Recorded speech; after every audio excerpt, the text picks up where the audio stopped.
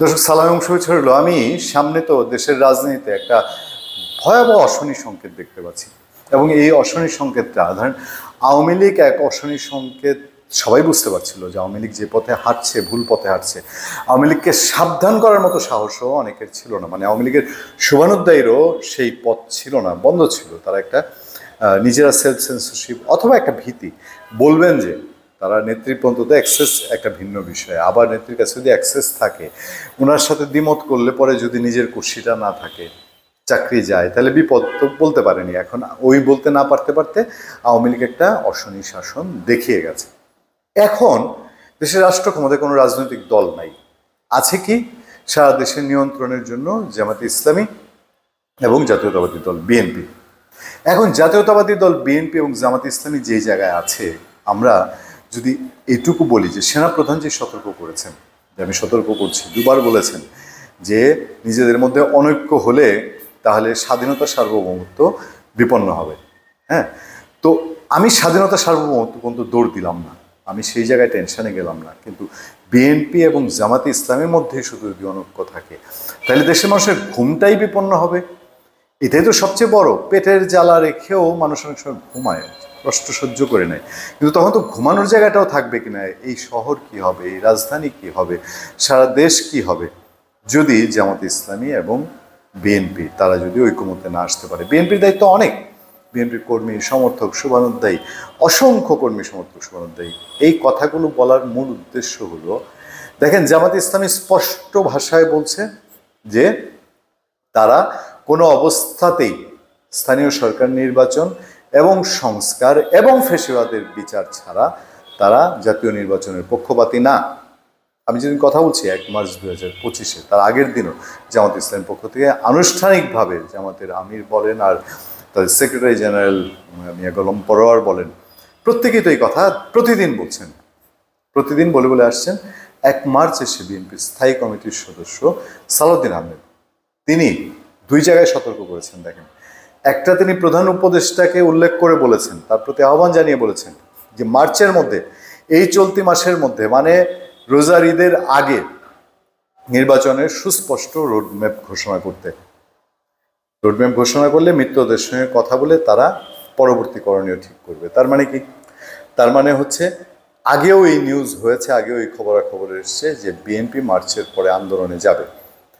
BNP stand যদি এরকম হয় যে এখন যেভাবে হোক আগে নির্বাচন দেন, জাতীয় নির্বাচন দেন, আর জামাতের স্ট্যান্ড যদি হয় স্থানীয় সরকার নির্বাচন, সংস্কার, ফ্যাসিবাদের বিচার, তাহলে এই 2 দলের মধ্যে যদি সাংঘর্ষিক পরিস্থিতি তৈরি হয়, তাহলে আপনার আমার ঘুম কি হারাম হবে না?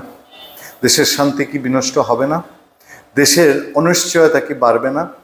এই 2 দল তো এখন আওয়ামী লীগবিহীন রাজনীতির মাঠে শেয়ানের শেয়ান, তাদের দুজনকেই দুজন একে অপরকে সমীহ করতে এখন বাধ্য। জামাতে ইসলামী আগের যে কোনো সময়ের চেয়ে এখন তুলনামূলক সুবিধাজনক এবং অনুকূল পরিবেশে আছে। বিএনপির আছে অসংখ্য অসংখ্য নেতাকর্মী শুভানুধ্যায়ী, এবং তাদের মধ্যে একটা অংশ খুব অ্যাগ্রেসিভ।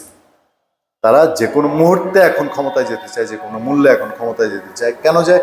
তাদের টার্গেটটা আবার ভিন্ন জায়গায়, জনগণের সেবা না, নিজের পকেট ভারী করা।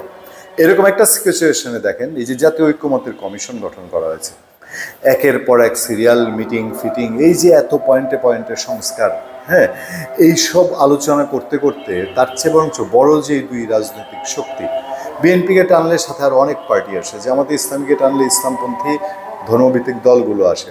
তাহলে জামাত এবং বিএনপি এই 2 দলের মধ্যে যদি ঐক্যমত আগে হয়, তাহলে কি সমস্যাটা অনেক মূলের সমাধান হয় না?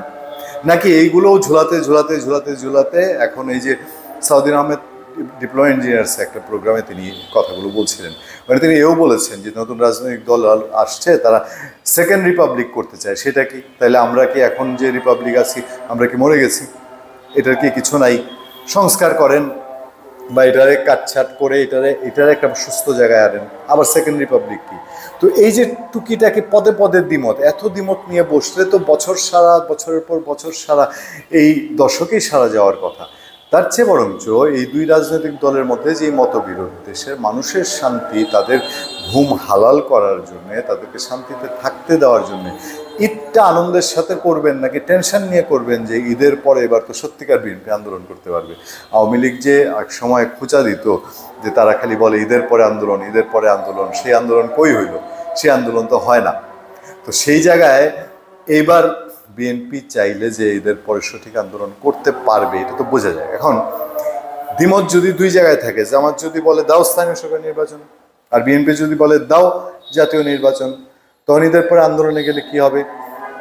একদল যদি বলে যে আমরা এই আন্দোলন মানি না, একদল যদি বলে আবার আমরা হরতাল করবো, আমাদের দাবি পালন হচ্ছে না, একদল যদি বলে রোড মার্চ ঘোষণা হচ্ছে না, আমরা আর কিছু মানি না, এখন অবরোধ করব, ধর্মঘট করব।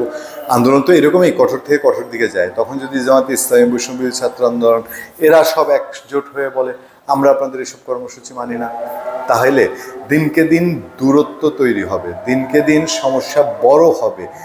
রোগ বড় হওয়ার আগেই ট্রিটমেন্ট জরুরি, রোগ ধরা পড়ার আগেই প্রতিকার জরুরি, নাকি কেউ দেখতে চাচ্ছে, অপেক্ষা করছে যে জামাত বিএনপির মধ্যে খেলাটা একটু বাজুক না, তাইলে তো আমাদের সুবিধা হয়?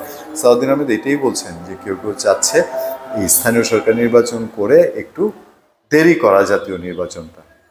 সেই জন্যই বলছি দেশের সামনে কি আসলে শান্তির দিন আছে? ধন্যবাদ সবাইকে, ভালো থাকবেন, সুস্থ থাকবেন। আপনার সাথে আমি আতিক রহমান পূর্ণিয়া।